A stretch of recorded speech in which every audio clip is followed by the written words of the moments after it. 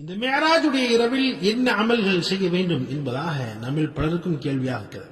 இந்த ரஜபுடைய மாதமான இந்த மாதத்தில் மிஅராஜுடைய இந்த இரவில் நாம் செய்ய வேண்டிய அமல் என்னவென்று சொன்னால், நாம் உறுதி எடுக்க வேண்டும். நாயகம் ஸல்லல்லாஹு அலைஹி வஸல்லம் மிஅராஜுக்கு போய் தொழுகையை கொண்டு வந்தாங்க. அந்த தொழுகையை இன்று முதல் என்னுடைய மௌத் வரை நான் சரியாக தொழுகை ஜமாத்தோடு தொழுவேன் என்றும், பெண்கள் வீட்டில் சரியாக தொழுகை கதா செய்யாமல் தொழுவார்கள் என்பது உறுதியெடுக்க வேண்டும். நாயகம் ஸல்லல்லாஹு அலைஹி வஸல்லம் அவர்களுக்கு அல்லாஹ் 3 பரிசுகளை கொடுத்தான். அதுல மிக முக்கியமான பரிசு தொழுகை.